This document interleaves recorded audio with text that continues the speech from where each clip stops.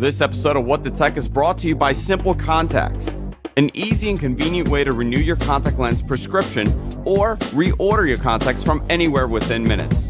Get $30 off your contact lenses by visiting simplecontacts.com/Andrew and entering the promo code Andrew. Slack is a messaging app which brings together all your team's communication into one place, making work simpler and more productive. Go to slack.com to learn more. TextExpander helps you communicate smarter. Visit textexpander.com/podcast for 20% off your first year.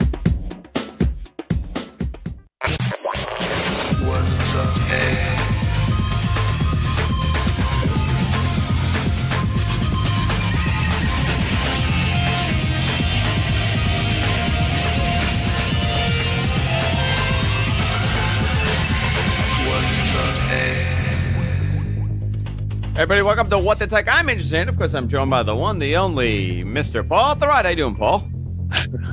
Pretty good. Pretty good. We sit in silence. Do you hear anything when that's happening? It's a little weird. You don't hear anything, right? No. Yeah, so everybody could hear it except for us because we've kind of patched this to work the way that it's supposed to work. But who cares? We're live. We're on. And this is our Best of 2017 show. This is the annual show that we do where we talk about all the things that we liked in 2017 when it relates to tech. It could be a website, it could be software, it could be hardware, it could be just advances in technology, it could be a number of things. And you know what? I think 2017 was a pretty good year. Yeah, for tech. For tech, yeah, for tech. Life, no, not so much. But tech, yes. There was a lot of bigger changes than I think a lot of people think. And this kind of leads into 2018. This is going to lead into the discussion we're going to have for our prediction show for 2018. And that's going to be, going forward, what happens to the PC market? What happens to the tablet market? What happens to the phone market even? Because things are changing rapidly. Right. And I think it's about time, right? I met up with Chris Tobin yesterday. Just a little sidebar here. I met up with Chris Tobin and one of our viewers, Jim, yesterday. And we were at Rattle and Hum. And we were talking about, just evolutionary versus revolutionary, right? And one of the guys that we were talking to, that was, random guy at a bar, he was talking about how nothing is changing, it's all the same now. And I said, yeah, because it's always like that, actually. We got spoiled. Oh, I don't know. Because we had an iPad and an iPhone and all this stuff happening, and the light was shining on this new platform, this new ecosystem, that there were constant changes and constantly new things happening. Now we're in this period of, it's just getting better and better and better. I think of 2017 as kind of a transitionary year, because if you look at any market, if you want to look at phones, you could look at tablets, you could look at computers, smart home type stuff as well. We're kind of in the middle of a transition to things. On the Windows side, we see Windows moving to ARM-based hardware, which didn't happen in 2017, but is kind of on the way. We saw Intel moving to quad-core processors for mainstream laptops, which is kind of incredible. You see the new type of smartphones that everyone's making, these kind of 18:9, really tall, thin designs. Yeah. And I like these kinds of changes because when you look at mature product lines or whatever, you typically think, well, where are we going to go next? There's really not much you can do here. That was always the argument with products like Microsoft Office, where it was like, we get it. You have a word processor. I mean, what are you going to do for the next version? It's just incremental, right? But, every once in a while you can make these big changes that really impacts everything. And I think we're seeing that. We see some of that occurring across the board here. Absolutely. Absolutely. I do want to continue this. And to start off, I want to talk about something. We talk about changes and talk about advances in technology. These guys are unbelievable. I'm talking about Simple Contacts. They're advertising with us, but I'm a customer of theirs, which is really funny when that happens. I've been using Simple Contacts for not too long, about 3 months now. So here's the process for me. Okay, I have a terrible time committing to things like going to the doctor's office or going to the dentist or going to the eye doctor. Now, for the big things, obviously, you have to go for your yearly checkup. You have to make sure everything is okay. But small things like Andrew losing his prescription for the contact lenses that he has, and not being able to get it and having to go to another doctor and trying to do it as an emergency because I keep everything at the last minute. Those things could be avoided. And Simple Contacts is a great way of avoiding all that nonsense. I have terrible vision, by the way. I've been wearing contact lenses. Paul, when was the first time you bought contact lenses? Well, I mean, I've had glasses since I was in the 3rd grade, and I switched to contacts in the summer between, I think it was the 11th and 12th grade, or maybe the 10th and 11th grade. Oh, so you were, I mean, fairly young. Yeah. Yeah, so I was in 7th grade. Right. When I remember I begged my mother to get me contacts because I used to play basketball. And, at the time, everybody was wearing those frilly little glasses. And what am I going to be? Like Horace Grant? With these big, giant, things on my head. Sure. So I begged my mother to get me contacts. And I remember going and getting it fitted and everything like that. But now, we're talking 20-something years later, it's gotten so convenient. With Simple Contacts, all you need, you don't even need to leave your home. You could do your eye exam online. You follow the steps. They do your eye exam online. You follow the steps for that. The eye exam is just $30. So way, way better than most places. They also offer free shipping on them. So the best of all, for our listeners, you get $30 off your first pair, for your first order at by going to simplecontacts.com/Andrew, and you can enter in the promo code Andrew at checkout. That's simplecontacts.com/Andrew. You could use the promo code at checkout. Also, HSA, health savings account dollars may be used with Simple Contacts before the dollars expire at the end of the year. And obviously, this does not qualify as your yearly checkup. So this is a great way to save money, great way to provide you with the convenience of buying the contact lenses online, and it's a huge time saver, and you don't have to go anywhere. Also, safety-wise, these are licensed people that review your eye exam. This isn't just, some guy. It's not Paul Thurrott sitting there and be like, yeah, okay, let me give him a contact lens. That's how I always imagine factory. Yeah. Yeah, okay. Give the guy a watch. He looks like a good guy. Okay, I'll just hit yes. No, this is an actual process. See, I made a boo-boo the first 2 times when I did it, and they said, please take it again because you didn't follow the steps properly. So this is super easy. It took me, honestly, 5 minutes to do it once I did it. It's awesome. Simplecontacts.com/Andrew. I want to thank them for supporting What the Tech. I got my brother to order a pair because he was complaining that he does not want to walk to the eye doctor because he definitely needs to exercise less. Yeah, of course. Yeah, of course. Yeah. It's incredible. So, Paul, let's begin because yes, I'm trying to find out. Actually, I want to go and find out what our predictions were before the prediction show for last year and the year before, because I'm curious if we were right or wrong on stuff. Yeah. Obviously, we're going to talk about the best of, and I'm sure we'll go into worst stuff also because there's some cross sections here. Let's start off with the iPhone. The iPhone 10. I'm putting this in the best of category. Yeah, because if you look at let's forget about all the hoopla with the iPhone about how they release an iPhone 8 and an iPhone 10 at this approximately the same release time. We still have this giant phone. Now we have a smaller version. Plus we have the small version.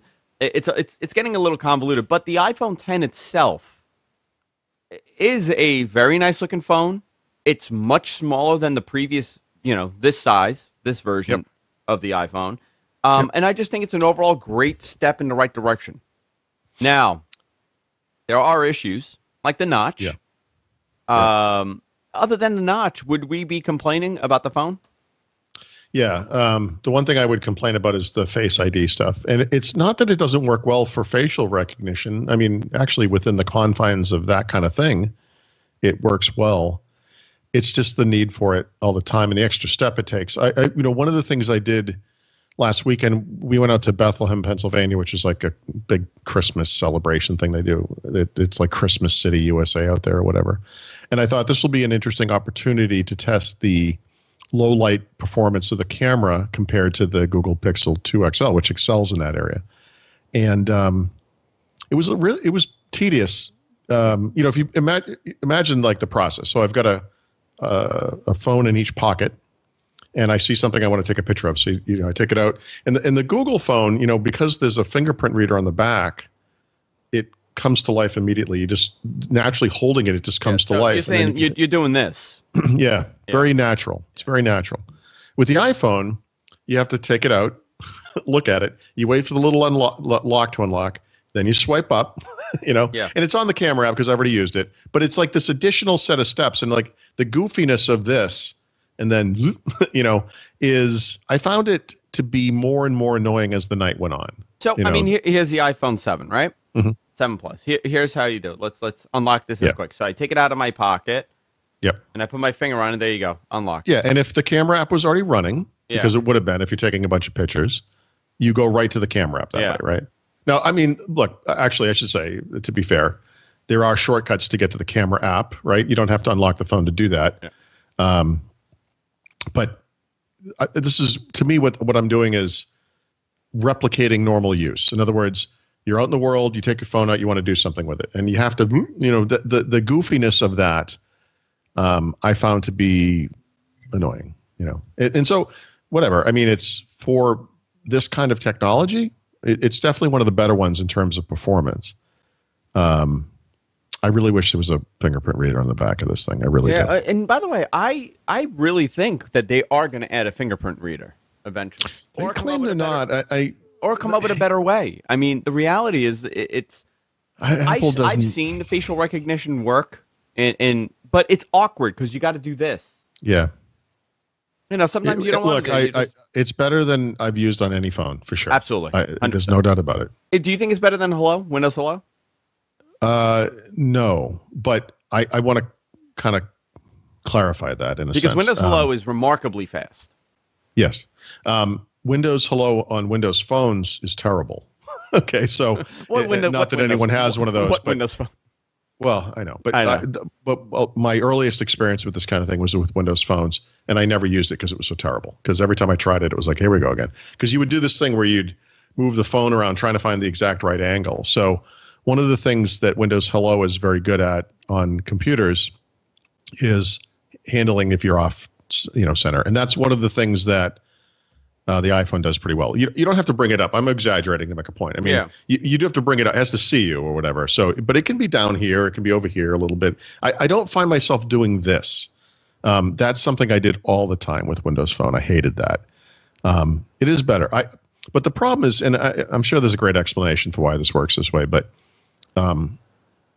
you doing the face thing doesn't unlock. Well, it unlocks it, but then you still have to swipe up on the screen. It's that additional step where it's like, oh, come on, just like go to the damn thing. Like, it's a little tedious. Little by little. 2018. Hopefully, the next version will have a lot of improvements in that. By the way, I kind of wanted to touch on this, and I really was hoping to talk about this Apple story. 2 Apple stories this week. Mm-hmm. One being that they kind of finally got caught slowing down hardware, which we've been talking about for years and years and years. Oh, yeah. That they purposely slow down older hardware and their excuses for better battery life. But, maybe. I think it's fair to say any normal human being would take exception to what they're doing. Okay, I get it. Yeah. Maybe, but it's more of a discussion to have, not about the phone and not about the tablet, but do they do this to their laptops? Computers, I know. That's a good question. I don't know. Because if they do, that's a big problem. If that's the case. Yep. Here's the good news. I disagree with what Apple's doing.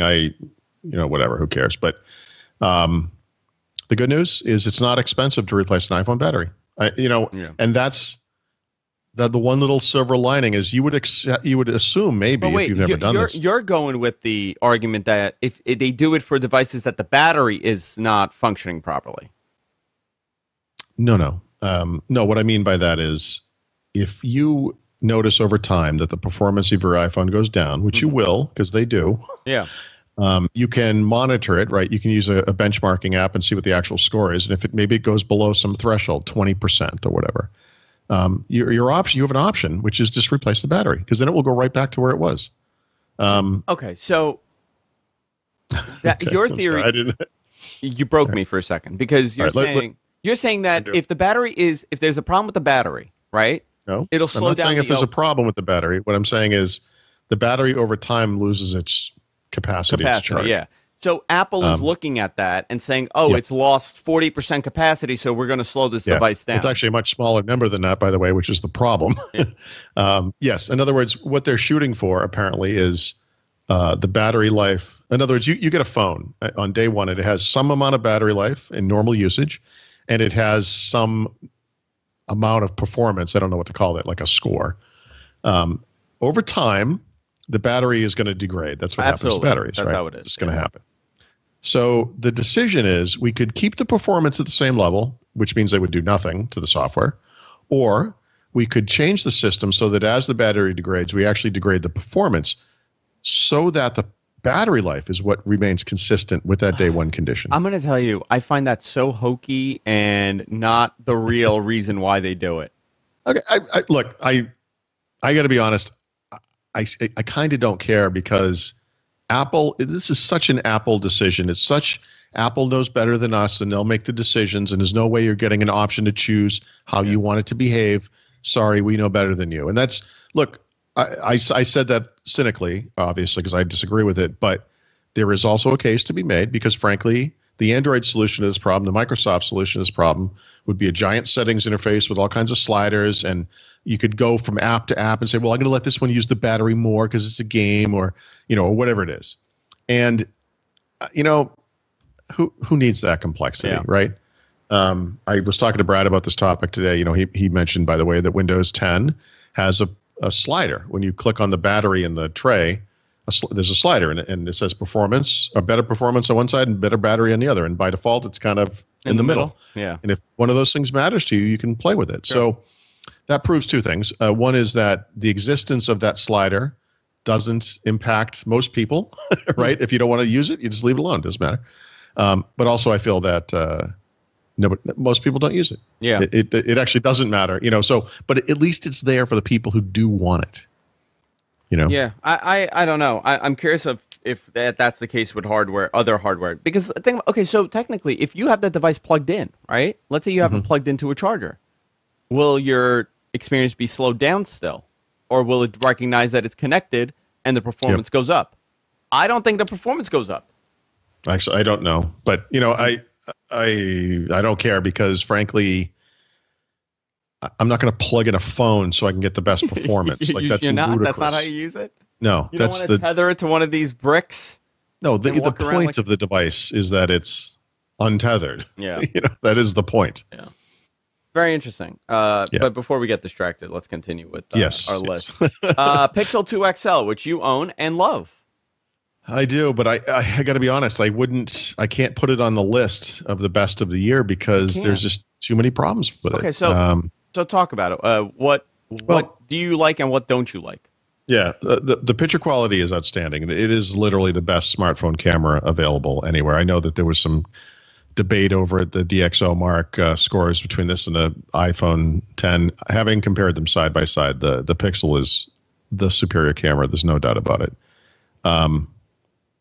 And that's pretty much the end of it. So, I mean, I like it's got the form factor. I like 18:9 tall screen and all that. It's not one of the more elegant devices. It's not particularly nice looking or anything like that. There are issues with the display, which is very hard to see out in the sun, like really hard to see. Notably worse than most of my other phones. Interesting. Okay. Yeah, that's bad. And it's a problem when you're taking pictures. So, I was joking with Brad when we were in Hawaii that, we were outside on a beautiful sunny day and I'm taking a picture and I said, I can't even see what I'm taking a picture of, but I know that when I see the photo, it's going to be gorgeous because this thing takes amazing photos. I just can't see it through the viewfinder. Like you literally couldn't see it. There are a bunch of problems that other people have reported that I haven't experienced yet, or won't, hopefully. Things like the screen burn-in issue and so forth. But the other issue I have experienced is problems with the USB-C to headphone adapter. It doesn't work sometimes.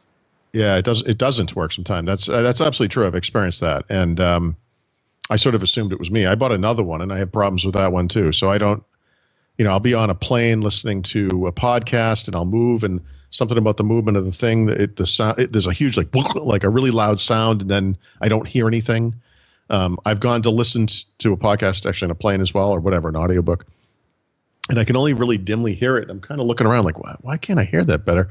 And it's because it's coming out of the phone speakers. even though I'm plugged in with the jack. So there's just a litany of problems with it that I've either experienced firsthand, just in a few cases, but a much longer list that other people have experienced and reported that I can't discount it. I mean, it's unfortunate. I wanted to love this phone. I still, by the way, for what it's worth, it is my phone. It's the phone I use. I've chosen that. I still am going to use it. And the primary reason is the camera, it's not a huge deal. Like if I were to use like the OnePlus 5T, which is a great value, or the iPhone 10, which is a great phone, I was out in the world and I could take pictures, and those pictures would be very good. I mean, they would, and particularly with the iPhone, but with both of them, I'm not losing too much. But if I were to go on a trip or something, I would always want to have this camera. Like I would never go away to 2 weeks in Europe or something and not use this. Like I would give up my phone number and all that stuff just to be able to do that. But I am sticking with it for now. But we talked last week about, I think, Mint SIM, right? And I've since used that. Ordered mine. So I've got that in the iPhone. I could picture switching to Mint SIM, over Google Fi, Project Fi. I mean, it would be less expensive. I would have to switch on Project Fi when I went away to Europe because that's when it really makes sense. I'm getting off track too, so sorry about that. Anyway, no worries. I am going to use it. I just can't recommend it to other people. It's a strange thing to say, but I like it a lot in some ways. But I can't tell you to buy it. It's just a weird. It's a weird thing to say. I'm trying to find out where my Mint SIM is. I have not gotten one. When you ordered, so it says it was shipped. It took a little while. I got mine on Saturday. And how long did it? It almost took a week, I bet. It took longer than I thought. In fact, I had come downstairs. It was in like a little. It was shipped on the 19th, 2021. Okay, so maybe today. Maybe I'll get it today. Yeah, you'll get it soon. Yeah. Which I want to do a review of that. And what are you going to use it in? I don't know. I don't know what I have. I got to see what GSM based. Well, I could. Well, you can go to their site and put in your IMEI numbers, and you'll see exactly what the support is. Because I don't know if it'll work with. So I have a couple iPhones here I could use it on, or I could use it on my S6. Do it with that. I have a couple devices I could probably do it with. If anything, I could buy. I mean, I could always buy a phone. Might be one of the best things of 2017. I haven't used it enough to be sure, but that's why I wanted to get it, and I didn't get it in time. So I should say, since we're on this topic, and I'll slowly unlock my iPhone so I can go look at this. Since signing up for this service, I followed the instructions on the website. You have to go in and configure some settings under cellular settings on the iPhone, and you have to do that on Android too, but I have it on the iPhone. And you kind of type in these URLs and these whatever these values are. And so I did all that stuff. And what that does is it enables multimedia messaging and also group messaging. Okay, fine. You restart your phone, it works fine. So the Mint SIM guys text you, and they explain what your plan is, and then they send a text explaining that stuff you have to enter in the settings, which I had already done. And then they text you again, and it says, for easy plan management, go to this address on the web and blah, blah, blah, or you can SMS to this address, and this is great. And then they text you again, and they're like, hey, follow the instructions in our next message to set up your data settings. And I'm like, I already did that. And then it's like, hey, welcome to Mint SIM. Your phone number is whatever it is. Here are the instructions again. And I'm like, I've already done that. I don't know why you keep sending it. And then like another day goes by, and it's like, do you need help configuring your data settings? Visit this. And it's like, guys, I have configured this stuff. Stop. Yeah, leave me alone. They've texted me like every day for the past week. So this morning, they texted me again. It says, remember, use Wi-Fi whenever possible to get the most out of your smartphone. Go to settings at any time to make sure your phone's Wi-Fi is switched on. Oh my God. So I responded with stop because I don't know. I mean, just as a guess, like maybe that's one of the things they'll listen to. Maybe it didn't register. Like that you actually did it. That's interesting. So they responded to my stop request. It says, your request has been canceled. And so I don't know what my request was, but I was nervous. Maybe they were canceling my service or something. Yeah. So I went to the Mint SIM website, and it was fine. Everything was fine. I'm like, okay, cool. Then I got an email from Mint SIM, and it said, actually, I should just find it. It's maybe it'd be easier because I really searched my mind to think if there was any way I could have ever done this. But this is what it says. Hi, Paul. Your plan is now set up for auto renewal. Smart move. We'll take care of all that pesky renewal stuff from here on out. I'm like, I literally did not set it up for auto renewal. In fact, I very specifically visited that part of the site and set it to not auto renew, because remember, this is a 3-month plan, but we're getting 6 months because 3 months are for free. So this thing actually doesn't renew until June 2018. It's a long ways away. So I don't want to, it's not a big deal. I mean, but I want to, they're going to remind me, obviously, so I'm not going to worry about it. I don't want to set it up for auto renew. Oh my God. That's awesome. I don't know how it happened. So there's a little, I mean, I'm not saying it's, something bad happened exactly, but something happened. Something broke. Something happened. Yeah, for sure. I got a question. So I got I got to find this thing. I got just a gift from GDGT Deals. Okay. It was like a Black Friday thing, and it was this multi-lens photo like adapter for the iPhone, but it also had an LED light on top. And I have a friend that has this, and he had spent like $100 on it, and I got it for like $30, for Black Friday. Yeah. And I have no idea where it is.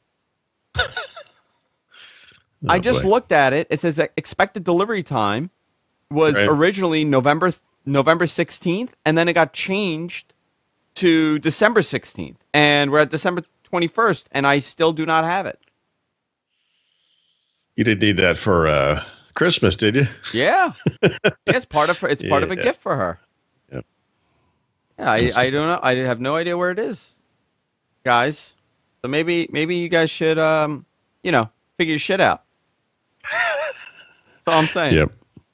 All right, so let's continue. You know what? Actually, for a phone, I'm on my list, the Note 8. Yeah, I would add all the Samsung flagships. By default, they should have been on the list because of the Note 7. Okay, fair enough. But I mean, I also would give Samsung some credit across the board. If you look at the S8 and the S8 Plus, and then the Note 8, which is they're all beautiful. And not only did they kind of invent this new form factor, at least they were basically first. I realize they weren't literally first, but they've kind of formalized it as the new standard. They kind of exceed what other companies are doing, including Apple or Google or OnePlus or whoever, by curving the screen over both sides, and it's a real differentiator. It's I think it's beautiful. Like it's sort of like an infinity pool effect almost, and they do some fairly decent things with the side edges, which are unique to those devices as well. So I think they. I think they do a good job. Yeah. No, I don't want to dwell on because we've spoken about it so much, but I was very, very happy with it. No, but the S9 is going to be probably announced in February, or it's going to come out late February, around that time, early March, late February. And I'm very interested in that because shockingly, for the first time ever, I stuck with this phone. I stuck with a phone for a year. Right. And I thought the S7 was terrible. The S7. Okay. Yeah, Samsung S7. Yeah, had a great camera.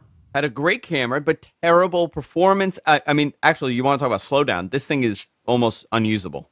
It's gotten so slow. With wipes and everything, this is also part of the Android experience, but... Oh, yeah. No, we should mention, because we did talk about Apple, that performance rot, which is how I kind of think of it. Yeah, the very good is very a good huge term. problem on Android. And if you're feeling smug about, a new version of iOS comes out and your old iPhone gets slower, I don't have that problem because I have Android. It's true, you don't have that problem. You don't get new versions of Android, but you still suffer from performance rot. It's a very real problem. This is something I've experienced on all my Android devices, and it was particularly problematic on my previous Pixel XL. It got bad so fast every time, and I hard reset this thing in a way that requires you to use command line developer tools, and it's something a normal consumer would never do. It happened every time. It's a serious problem. Yeah, big time. Yep, big time. Let's see what else we have. Actually, before we continue, I want to take a moment. I want to talk about our sponsor, and that's Slack. Paul, this is not for slackers.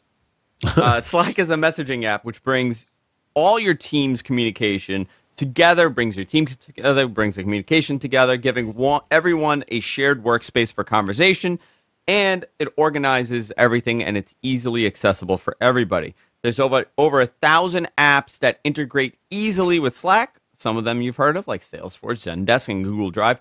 I use Slack in my company. So the big problem was communication.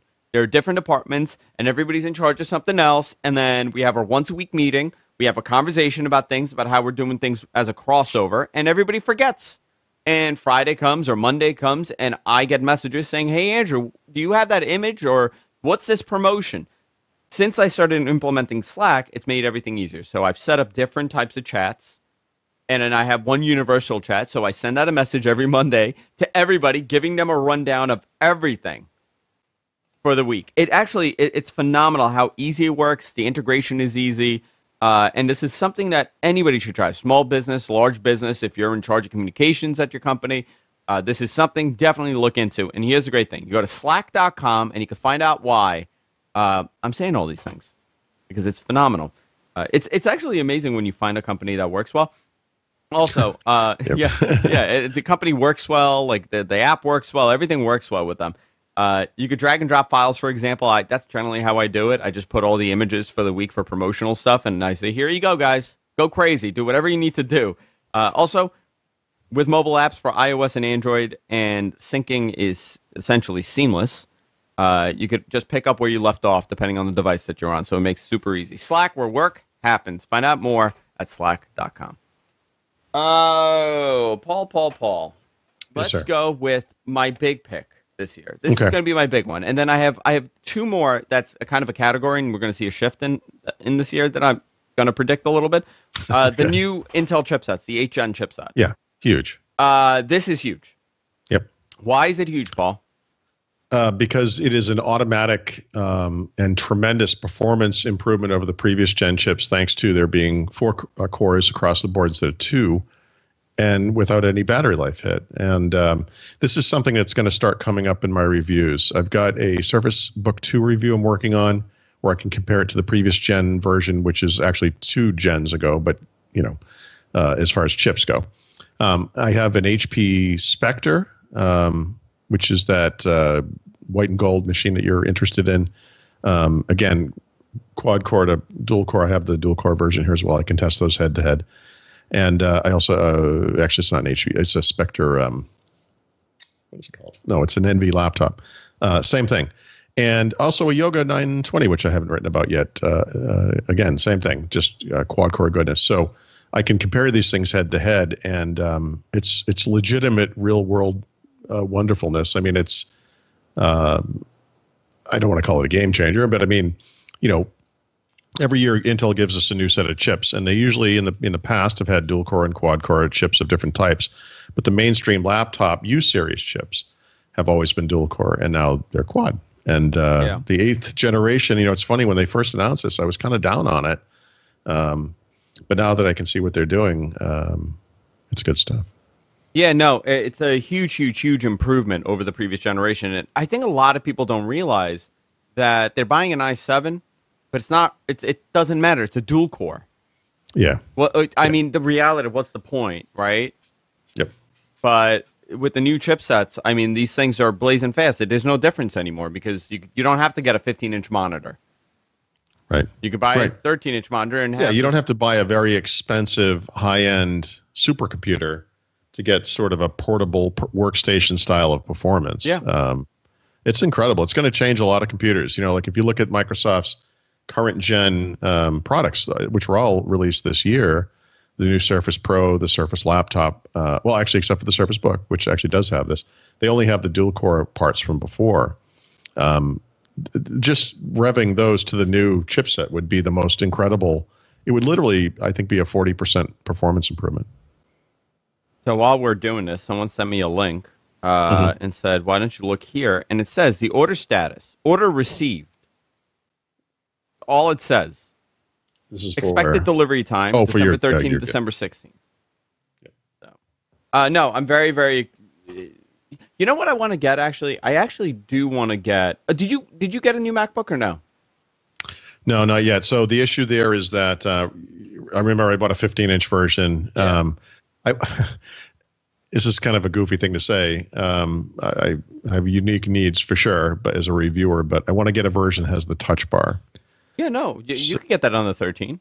no, I know that. But the problem is, I'm going to buy it refurbished. I'm not going to pay new MacBook prices. So, oh, I just cracked the dog in the skull with my elbow. Wait a minute, you have a dog? Yes, I do. Um, it made a horrible coconut sound. I forgot what I was saying. Anyway, when I've looked at the refurbished page on Apple.com, they haven't had the exact one I'm looking for. Because as you know, there are 2016 and 2017 versions. I want to make sure I get the newer version. What I basically want is the lowest end 13-inch that has a touch bar from this year. And each time I look, it's not there. But as soon as it is, I'll grab it. Yeah, that makes sense. Surface laptop, Paul. Yeah, so this is, again, dual core chip, going back to the thing we just talked about. But there's all these logical arguments you could make against the Surface laptop. There's no doubt about it. It only has one USB port, and it's old school 3.0 style.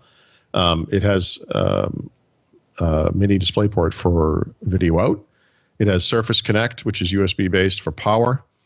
It has a headphone jack, and that's it. That's all of the expansion. This computer is so beautiful and so wonderful to use and to hold. You can't take it anywhere without people asking you about it. Even members of my own family who are used to this constant cavalcade of devices coming through the house. My daughter and my wife have both asked about it.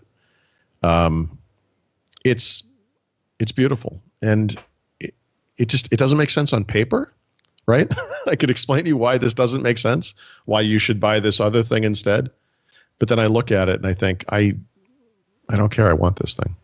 And there are things about it that are great too. I mean, the 3x2 13.5-inch display is amazing. The keyboard typing experience and touchpad, which is a precision touchpad, amazing. I really like the Alcantara fabric that's on the top of it, the color availability. They do a really nice job of matching the color between the anodized aluminum body, it's beautiful. the Alcantara, and the keys.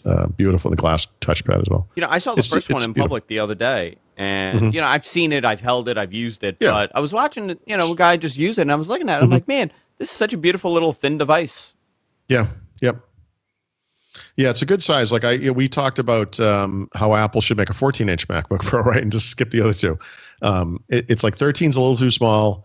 15 is too big. 14 would be perfect. 13.5 is pretty close, right? And there's something about the 3.2 aspect ratio. The net effect is it makes the screen a little taller, I guess is the way to think of it. So instead of like a 16 by 9, it's not quite square, but it kind of looks square. And I think for productivity work personally, I find it to be a much better aspect ratio or whatever. So yeah, it's beautiful. Yeah, no, it's absolutely beautiful. You know what the only problem is? I wish that device came out like 3 years ago. Yeah. Well, I also wish they had a quad-core version that, I wish it had 2 USB ports. I wish it had USB-C and Thunderbolt 3. There's all kinds of things, but even given all that stuff, it's kind of tough because, listen, I've reviewed, I should probably do a recap of all the devices I've looked at this year. There's been a lot of them. You really should. I mean, do you have like a best of list on the website? Not for devices, but I'm thinking. I was literally thinking about doing that. But I mean, off the top of my head, I can say things like the ThinkPad X1 Carbon, classic, beautiful computer. The X1 Yoga, amazing as well. Someone is banging on the outside of my house, or maybe it's the dog. I can't tell. Anyway, it could be both. The Dell XPS 15, which is unique in some ways. A bunch of HP machines. The Spectre X360 in both 13 and 15-inch sizes, which they just revved. The new Spectre, the HP Envy laptop is amazing. And then there's some desktop computers, some of which I haven't even written about. But the 34-inch or 32-inch curved all-in-one HP, which is like an astonishingly good computer. They're all great. Everything I just said, all of those are great. Surface Book 2, fantastic. Surface Pro, the new one, awesome. Yeah. There's just something about this thing. It's you can't explain attraction, right? No, you're absolutely right. You can't. I mean, it's like anything. I don't know. Why do you like chocolate? I don't know. Or why? I can't really say why. I just know. I know when I like it. Yeah. Yeah. Something I had on the list, and I put it there because I wanted to bring it up, and that's Does anybody remember that they announced a 10.5-inch iPad Pro? Well, I remember because I use it every single day. Yeah, okay. But I have to tell you, I have not Yeah. seen any of these ever in public. I Right. don't know anybody that has one. Well, I do. Well, you do, to but be you don't clear, count. But you don't count. I don't count, but I also don't use it as an iPad Pro, right? Yeah, you don't use it. I do not use it as a computer. It's not a computer. It falls very short, I think, and that's why I wouldn't put it on the list. I mean, I as a best of it's worth. It's not like a worst of thing either. No. I mean, it's worth. It's interesting. Apple has had an iPad Pro for a little while. I think the thing that puts it a step beyond where it was before is iOS 11. Right there's some multitasking stuff that wasn't possible before, but it's a half step. It's not. It doesn't have everything it needs to be a true productivity machine. Yeah. So yeah, but by the way, there are some really neat things about that device. And the one you have, you must have the latest version too, right? You have a 12.9 inch. I have a 12.9, the latest. Yeah, 12.9. so the display technology in that thing is incredible. It is incredible. Yeah. I don't know if you have the pencil or whatever, but I don't use that kind of thing. I have the pencil. I don't use it. No, I don't either. But the performance of that is amazing. It's amazing. And I've been using computer smart pens since the original tablet PC in 2002, and it's not fair to say it's better than the new Surface Pen, but they are neck and neck. I mean, they got that thing right on Gen 1, and that's astonishing. And they did it with the pen and not the display. Yes. It's amazing. That's the interesting thing. It's notably good. So with the Surface, it's in the display. Well, it's a little bit of both. It's a little right? both, yeah, but there's something in the display. On this, the majority of it is the pen. Yeah, it's all the pen, which is interesting. That's why I had it on the list, because it is a sweet spot. I think the 9.7-inch iPad is a little too small for me. So, but the 12 whatever is a little too big. Like, this is too big for me to do anything other than that's have it on a desk. If I could do this over again, I bought this because I still need it. It's kind of like the reason I need the Mac. I need to review and understand where things are at and all that kind of stuff. So I guess I still kind of need this device. If I were just buying if I wasn't doing this job, I think I would buy a 9.7-inch iPad, because I just use it for reading the newspaper, reading audio or ebooks, reading, pocket stories and things like that. And when I go on trips, I watch movies, and it's good for all that stuff. Productivity, I can read email. I don't really respond to email too much on it, but I think that would have been fine. I used to use an iPad mini for those things. I still have it. I keep it around just in case. When I go on a trip, I'll throw some movies on it because there's some good storage there, and you never know. But I find that screen a little small now. I'm getting used to the bigger size, Yeah. But it's a little awkward. Right? You kind of adjust, and like Jess hated the new iPhone because it was too big. She bought the Plus, and she's like, "This thing is gigantic." Right. Now she loves it. It's absolutely perfect. I have a couple more things on this list, actually, Paul. But before we continue, I want to talk about our friends at Text Expander. Have you used it yet? Paul's running off. He has to do something. It's okay, Paul. You go and do something. So this is actually really cool. I got an email from the guys at Text Expander, and they were like, "Hey, listen, have you tried out our software?" And I have been using it for a little bit. And they ended up advertising with us. They're a sponsor of the show. But the way that it works, it's actually great. I'm going to give you a great example of what it does, right? So let's say you go to a conference, because I know a lot of our audience is in media, they're in technology, they go to conferences, they're programmers. Let's say you go to a conference and you collected all these new contacts and you want to follow up with the people, because obviously that's why you're there. You could create a Text Expander snippet with the follow-up message that you want to add in there. And you just use the fill-in fields for the contact names and the custom topic. It blows away anything else that you would have done. It makes everything super, super quick. So here's one way that I actually use it. I use it for one of the people in my office to fill in a lot of our new clients. So we have like a little, formula that we use, and we're using Text Expander to make it quicker when we're filling things up. So I have Text Expander running on my Mac here. And whenever I write a word, let's say X amount of times, it'll say, "Hey, Andrew, you use the word tomorrow a lot.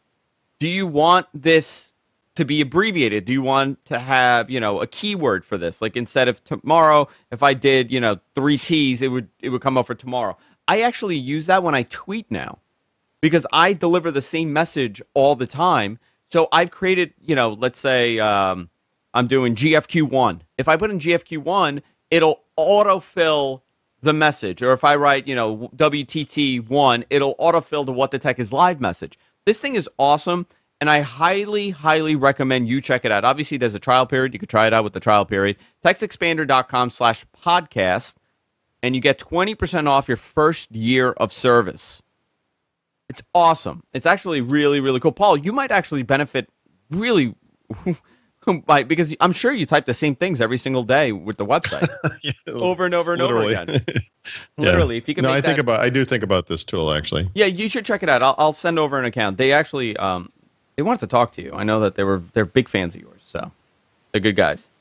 TextExpander.com/podcast.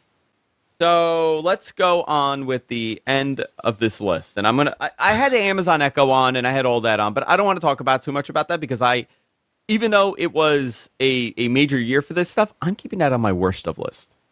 Interesting. I have I would say I'm not sure I would put them on good or bad, but this year these kind of assistants did kind of happen in a big way, right? And they're getting more sophisticated, and I think they're getting a little more inevitable too. So yeah, like I said, transitionary year. This is part of that. We're gonna go down the conspiracy rabbit hole tomorrow because we're gonna drink next week on the show. Okay.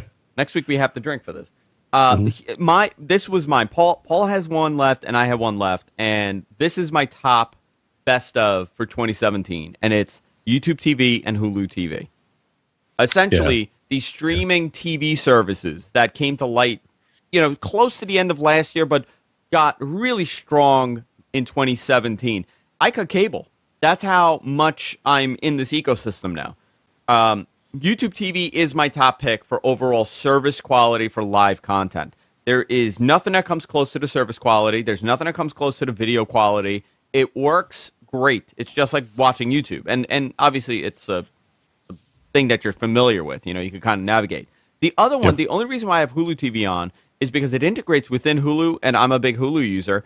But YouTube TV is still not on devices other than the Chromecast, which I don't like using. It's on. I think it's on Xbox. Is it on Xbox? I think that happened, but I know they delayed the release on what Roku and Apple TV maybe. I know that they're in a big feud with Fire TV now.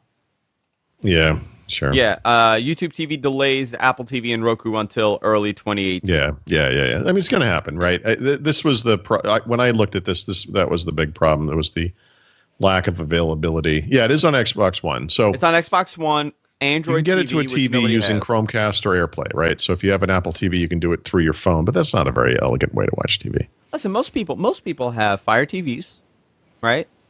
Or they have Apple TVs. Well, they'll have one of these things, right? I mean, I think most people probably have Roku or whatever, but they'll have one of them. Whatever. It will support everything eventually. A couple of months from now, this isn't going to be a problem anymore.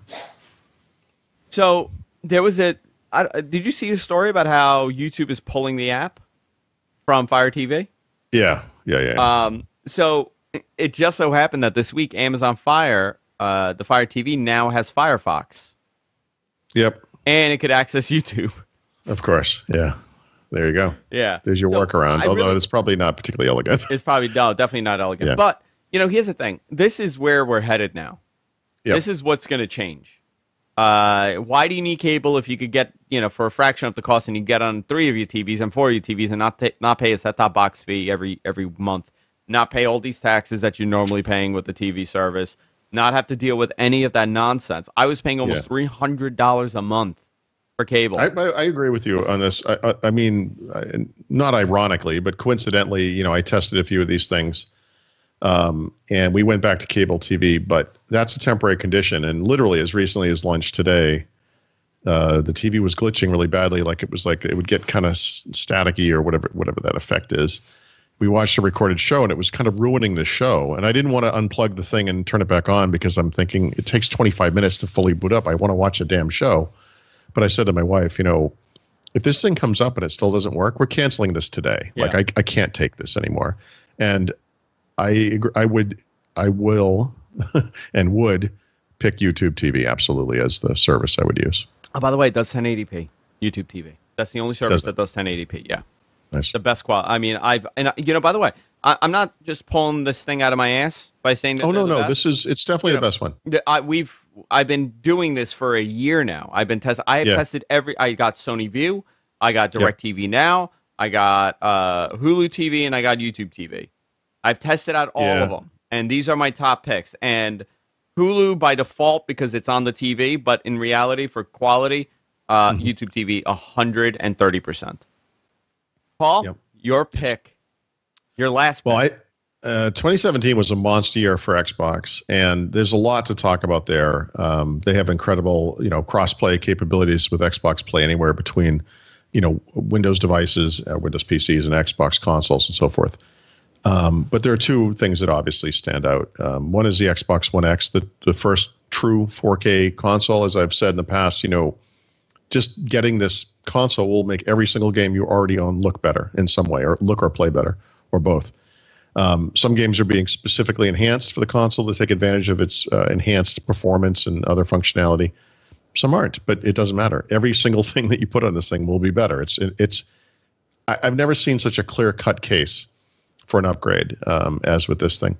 But the hidden gem in the Xbox world is something called Xbox Game Pass. It's only $10 a month, and you get there's the dog, in case you thought I was kidding. You gain access to, I don't know what the number is now, but they're adding games every month. So last time I checked, it was over 100 games. But you get some collection of games which you can download to your device and just use. And this, I think, is a half step to the future of Xbox, which is going to be just full-blown game streaming subscription service, but to any device without the need for special hardware. But the way it works today is you don't ever have to buy a game again. I mean, obviously, it's kind of like Netflix or versus renting movies. Like sometimes you want something really specific, and if you play like Call of Duty every year or whatever, you're going to want to buy that game, and there's no way around it. It's $60. That's what it is. But if you're a different kind of gamer, or if you like different kinds of games, for $10 a month, this thing gives you access to an incredible range of games and game types. It's a great way to sample what's out there, or to augment what you're already buying because you want those particular titles. Much like you might buy some movies and still use Netflix on the side. It's unheralded in many ways. I mean, I've written about it, but I don't feel like it's gotten the attention it deserves. And it's something everyone who owns an Xbox One should try. In fact, you can get the first month for $1 right now if you wanted to sign up for it and try it. You could download as many games as your hard drive will hold and play them for the entire month. No limits, no special requirements, no nothing. I mean, it's incredible. Yeah, it really is. Would you say that what would you say is going to be if you were to predict, the big holiday tech item this year? Oh, boy. From what you've seen. Yeah, tech item. I mean, I don't think there is any one. I think Nintendo Switch is going to be huge this year. Interesting. I think consoles across the board. PlayStation and Xbox just had their best-selling sales month for this console generation ever, both of them. And this is on the heels of Nintendo announcing that they've already sold, I think it was 10 or 11 million, whatever the figure was, of the Switch in just 9 months. I think video games are going gangbusters. So I think that's, part of it. I don't know that people buy phones as gifts, right? I mean, I think this has been a tremendous fall or a tremendous year for smartphones. I mean, will those be considered Christmas presents or holiday gifts? I don't know. I would never give someone a phone as a gift, but maybe, I don't think tablets are going anywhere special. That said, Apple's 9.7-inch iPad is cheap for iPads. I mean, they might sell some of those. I think you're going to see a lot of those digital assistants under the tree. As Amazon Echo Dot doesn't have very good sound quality or whatever, but it's super cheap. I think it's $29, $39, whatever it is. Very cheap. Google Home Mini is in the same price range. Google and Amazon both make nicer speakers with better sound quality, including all the way up to the Google Home Max, which I don't think anyone's going to buy, but whatever, it's beautiful. Xbox One S is a tremendous bargain. I already said consoles, but I mean, I talked about a $500 4K console. The Xbox One S is a sub $200 console that does like 90% of what the Xbox One X does. It's a tremendous value. I don't know. What do you think? I mean, what do I mean, I think the Rokus and Fire TVs will probably be big. Well, I think the Fire. You know what's funny? I think the Apple TV 4K will be big because they're on Amazon now, and I believe they're sold out already. And those, by the way, we should have mentioned that as part of the best of the year. We ding Apple a lot because it's fun and because they deserve it. But one of the things they did this year that I thought was super cool was they released that thing, and they gave everyone free upgrades to 4K content. And that was incredible. And not every day, I don't know how often these things are added, but very often, new movies will come on board. So if you bought stuff in the past, we have hundreds of movies that we purchased through iTunes. So we're getting upgrades all the time. And one of the things I just saw was that the James Bond movies, which I own all of because I'm a nerd, every one of those has been upgraded to 4K. And so that's wonderful. I'm going to watch every single one of them again, and they don't charge you for it. Yeah. That is so that was a big move by them. Well, I would have, I expected them to charge. I mean, and I would have paid. I would have looked at the list and said, okay, I'm going to do the Ridley Scott movies. I'm definitely going to do, whatever. They just gave it away for free. Yeah, which was the right thing to do. Yeah. I'm going to say those dots are going to be big. Yeah. I got a Google TV. I'm sorry, a Google Home last year, sitting right there. I've used it 4 times. Well, we're going to change that. I get paranoid and I disconnect it every now and then when I'm having like a serious conversation. Sure. About bad things. Okay. No, I really I don't have a reason to use it other than, hey Google, play some music. Yeah. By the way, hey Google, stop. Yeah, it's fair to say in my own house, my wife and daughter use it a lot, and it's almost always for music. But I hear you can ask it questions. You can ask it for a news report. Let me think about this. It's funny. Often than not, the one that's in the kitchen, I actually use it as a Chromecast. So I'll actually play like an audio book from my phone to that device, so I can go out through the speaker while I'm doing the dishes or doing, making breakfast or whatever. But yeah, okay. I like I said though, this stuff's going to change. Remember, as these things get more sophisticated, and you could have not just conversations, but kind of scripted events, right? Where you're not just giving it a command, you're giving it a command that fires off 5 things in a row. Yeah, it understands. Yeah. It gets very sophisticated. Well, I think that's going to be something to watch for next year as well. If I could tie it into the studio, that'd be awesome. Like if I could tell it to turn on all the lights in the studio. But that would require me to, actually get a setup that works with that. So you may remember this. It's funny because I never actually used it. When we were back in Dedham and you came and you helped me set up the studio, we had you had one of those. Yeah, and we set it up. Yeah, I didn't really use it for anything. But all you do, it's just like a little plug. I think it's like iHome something or iHome. Maybe that's the name of the company. You just plug it into the plug and then you plug your stuff into that. And that turns that into a smart plug, right? So you don't have to like rewire your house or, buy expensive stuff. I mean, it's a little unsightly in a sense, but you could, and Brad does this. I think Brad still does this. He can walk in and say, studio lights on or whatever, and it turns on all the lights. Like he has, it's a script or whatever, whatever. A matter of doing it, Yeah. Getting the stuff and doing it. My prediction is going to be those cheap Amazon tablets, the Dot, the Switch, Xbox. Yep. And Fire TV and not Fire TV, Apple TV. That's my big hit items for this year. Paul, we got to wrap it up. Yeah, we got to wrap it up. All right, but so next week we're going to do worst of. Is that right? Yeah, the one that everybody wants. I got to go through my whole year on my site again. I did it once to look for Microsoft stuff, but I want to go back every year. Can we make this? Can we maybe we could talk to people where you don't have to have a meeting next week? I don't think we're going to have a meeting next week, to be honest. I'll quietly. This will be the director's cut version. Yeah, I mean, I can't imagine the week of Christmas they would have a meeting. Yeah, next week it'll be a lot of fun. We'll do our worst stuff, which there was a lot of bad this year. Oh yeah, with the good. Yeah, 2017 was. Listen, I got a job. I got a job now, Paul. That's how bad life is. All right, guys. For all things Paul, go to throttling.com. Guys, help us out. Fund us. Patreon.com/whatthetech. We're changing the payment plan to once a month rather than whatever they've done recently. They broke something. So if you guys want to fund us, you could go there and fund us there. Patreon.com/whatthetech. You got to go now, right? Yeah. What time is it? Yeah, I got to. All right. So I'll hang out for a little bit. I'll hang out for a couple minutes. I'll give everybody a little update, and then I'll get out of here. But Paul, thank you. I'll see you next thank time. you. I'll talk to you. Well, have a great Christmas, obviously, if I don't speak to you, but we'll probably... You too. Yeah, we'll talk. We'll interact. That's it this week. Bye-bye.